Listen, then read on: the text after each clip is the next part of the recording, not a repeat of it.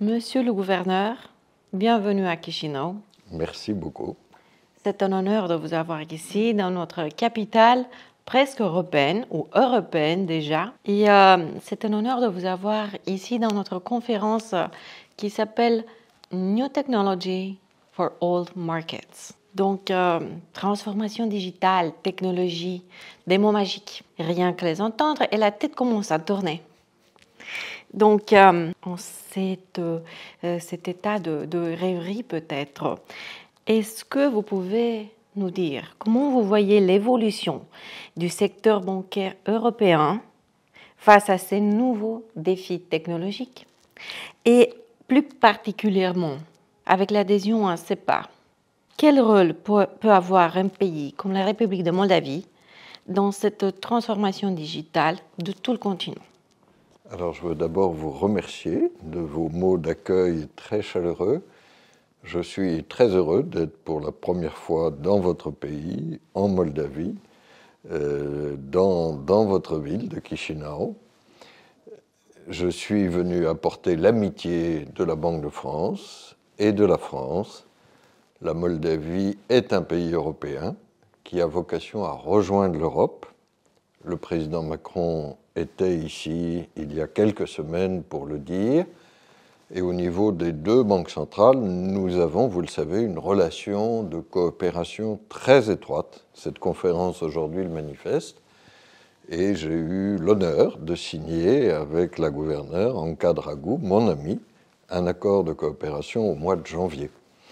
Donc cette conférence est une étape dans un lien qui est un lien d'amitié et de solidarité européenne.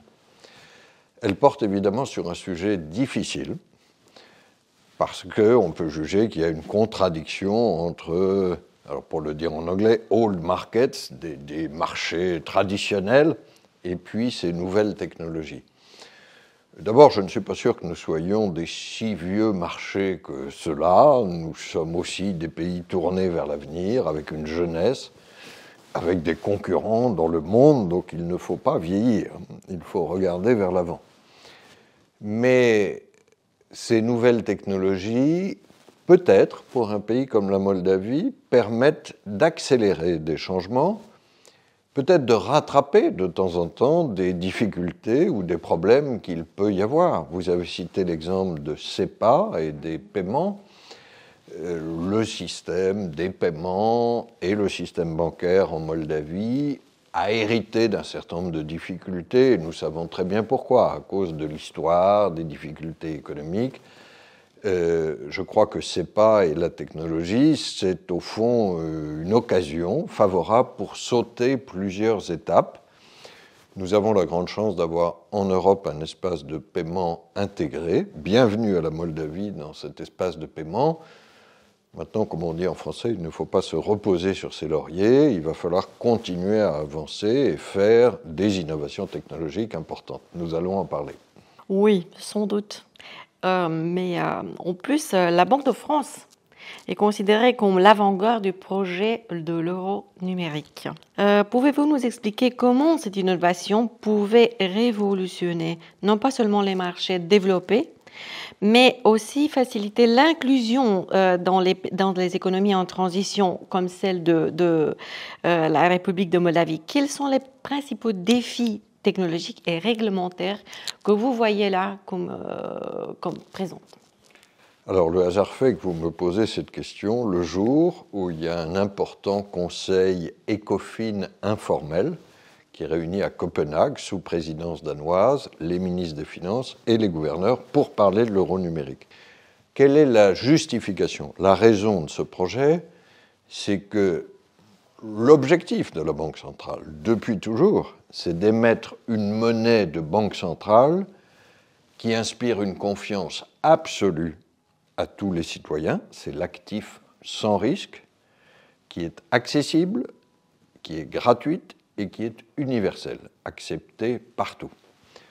La Banque de France a été créée, comme beaucoup d'autres banques centrales, il y a plus de 2 siècles, pour émettre des billets de banque. Et à l'époque, la monnaie papier était un grand progrès par rapport à la monnaie métallique, or et argent, qui existait antérieurement. Simplement, nous ne sommes plus au XIXe siècle, nous sommes au XXIe siècle, et nous savons tous que la monnaie est largement devenue numérique, dématérialisée, et que c'est d'ailleurs un grand progrès pour nos concitoyens. Donc l'idée de l'euro numérique, c'est qu'il faut que la Banque centrale émette toujours une monnaie de banque centrale, sûre, gratuite, accessible, universelle, mais avec la technologie du XXIe siècle, qui est le numérique. Au fond, c'est le meilleur de la Banque centrale, la confiance, la stabilité, avec le meilleur du numérique et tout ce qu'il permet. Alors bien sûr, c'est un projet ambitieux sur le plan technologique, il faut l'autorisation législative du Conseil européen, du Parlement européen, mais je n'ai pas beaucoup de doute que nous allons, d'ici un horizon d'environ 3 ans, proposer aux citoyens européens l'euro numérique. Alors, est-ce qu'ensuite cet euro numérique sera utilisé en dehors de la zone euro, comme les billets de la Banque centrale le sont? Ça, c'est aux citoyens d'en décider. Mais il n'y a pas de raison que l'euro numérique ne circule qu'à l'intérieur des frontières strictes de la zone euro. Donc, ça peut être aussi un atout pour des économies en transition. Peut-être pour revenir au sujet principal de notre conférence d'aujourd'hui, l'intelligence artificielle. L'intelligence artificielle transforme déjà la supervision bancaire et la gestion des risques. Comment voyez-vous l'équilibre entre l'innovation et la sécurité financière, notamment pour protéger les consommateurs, par la perspective de l'intelligence, par intégrer l'intelligence artificielle? Alors, je crois que vous posez, à propos de la question de l'intelligence artificielle, une question qui vaut pour toutes les révolutions technologiques. C'est qu'elles apportent beaucoup d'opportunités, mais elles emportent aussi des risques. Et notre rôle à nous, superviseurs et régulateurs, c'est de trouver le bon équilibre. Je voudrais quand même insister sur les opportunités. Je crois qu'il ne faut pas avoir peur de l'intelligence artificielle. Elle va nous permettre de gagner énormément de temps sur nos recherches, sur des tâches au fond programmables, répétitives, et du coup de dégager du temps pour la créativité, pour la productivité. Et ça, c'est une bonne nouvelle économique. Les économistes discutent encore de savoir combien de croissance supplémentaire l'intelligence artificielle va apporter chaque année. Est-ce que c'est 0,2%? Est-ce que c'est 1%? Mais même le bas de la fourchette est très significatif chaque année. Mais vous l'avez dit, il y a des risques. Et notamment, je vais citer un risque auquel nous sommes très sensibles comme superviseurs, c'est le risque de la boîte noire, ce qu'on appellerait en anglais black box. C'est-à-dire, par exemple, une banque confie son analyse du risque à un algorithme d'intelligence artificielle qu'elle ne maîtrise pas. Alors là, je crois qu'il faut que nous soyons très clairs. Bien sûr, les banques pourront utiliser de l'intelligence artificielle. Elles utilisent d'ailleurs des systèmes experts. Nous le faisons aussi, nous, à la Banque de France. Mais jamais de syndrome de la boîte noire. Qu'est-ce que ça veut dire? Ça veut dire que tous les utilisateurs d'un algorithme d'intelligence artificielle doivent en maîtriser le contenu et le résultat. Un algorithme qu'on ne comprend pas et qu'on ne maîtrise pas est un algorithme dangereux que nous, superviseurs, ne pouvons pas accepter. Et je crois qu'il faut que nous accompagnions ça dans nos banques centrales, dans nos organismes de supervision, d'un très gros effort de formation de nos propres équipes à l'intelligence artificielle. Là aussi, c'est la meilleure façon de ne pas en avoir peur, c'est que nous maîtrisons l'outil. C'est un principe universel, vous avez raison. Et c'est un principe universel dans le temps et dans les géographies, je pense. Mais parlons du temps. Est-ce que je peux me permettre, si je peux me permettre, une question peut-être plus personnelle?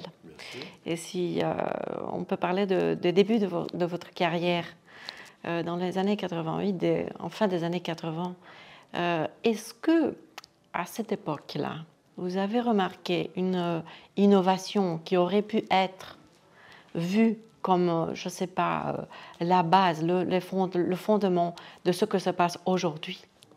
Or, vous savez, je suis assez ancien maintenant, j'en suis à presque 45 ans de vie professionnelle, et il s'est passé tellement de choses, et tellement de choses inattendues. Je crois que s'il y a une leçon Quand j'ai commencé ma vie professionnelle dans les années 80, vous l'avez dit, je crois qu'à l'époque, on n'aurait pas imaginé la chute du communisme et du rideau de fer. C'était évidemment un changement majeur pour un pays comme la Moldavie et un changement heureux pour l'Europe. Je crois qu'on rêvait de l'euro, monnaie unique européenne, mais on ne croyait pas qu'on arriverait à le faire. On a réussi à le faire. Alors, il y a évidemment toute une série de changements géopolitiques moins heureux. Et aujourd'hui, nous voyons des tensions, y compris, je reviens d'Ukraine, aujourd'hui, cette guerre terrible déclenchée par la Russie. Mais il faut s'adapter à des changements géopolitiques pour le meilleur ou quelquefois pour le moins beau. Sur les changements technologiques, il y a eu toute une vague, bien sûr, de changements. Je dirais que si on se remet au début des années 80, nous terminions juste la période probablement où on digérait l'apparition de l'informatique de masse. Excusez-moi de revenir au temps en arrière. Et je me souviens qu'on disait encore que du fait de l'informatique, je cite la phrase, la banque, notre secteur d'activité, serait la sidérurgie de demain, avec des pertes massives d'emplois. Ça n'est pas du tout ce qui s'est passé, parce que les banques ont pu, grâce à l'informatique, développer des nouveaux services. Ce qui est arrivé juste derrière, et qui était évidemment de la rupture technologique majeure, c'est Internet, qui n'existait pas dans les années 80. Tout ce qui est téléphonie portable, pardon de parler comme un ancêtre, n'existait pas non plus. Je crois que quand on voit ceci, il y a quand même une certaine raison pour être optimiste pour l'avenir. Les changements technologiques, on ne les prévoit pas toujours à l'avance, mais globalement, ils ont quand même apporté un plus considérable dans notre vie. Donc, le régulateur, il ne doit pas être les yeux fermés face à ces changements, il a son rôle à apporter, mais il ne faut pas non plus avoir peur de l'innovation technologique, c'est ça qui fait progresser l'humanité depuis toujours.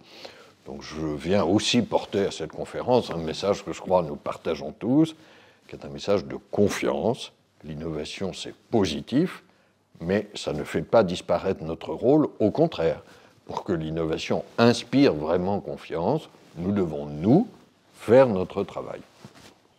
Monsieur le gouverneur, je vous remercie pour ce message, pour cette note d'optimisme que vous avez lancée. Est-ce que vous avez peut-être un dernier message, mot à transmettre aux jeunes de Moldavie qui sont prêts à recevoir ces nouveaux défis de la nouvelle technologie? Écoutez, je crois que les jeunes de Moldavie sont l'espoir de votre pays, ils sont l'espoir de l'Europe plus largement. Je citais tout à l'heure ces changements géopolitiques extraordinaires que nous avons connus. Ils ont peut-être quelquefois l'impression que leur vie sera moins facile que celle de la génération précédente. Non, je crois que quand on regarde le progrès économique, technologique, il s'est un peu ralenti sur le plan de la croissance, mais nous continuons quand même à progresser, et ça doit être ça le sens de notre engagement monétaire, financier et économique. En tout cas, moi je pense toujours à ce que notre travail représente pour les jeunes de France et d'Europe. Un très beau message. Monsieur le gouverneur, on vous remercie pour tout votre temps et votre présence ici à Chisinau. Merci encore.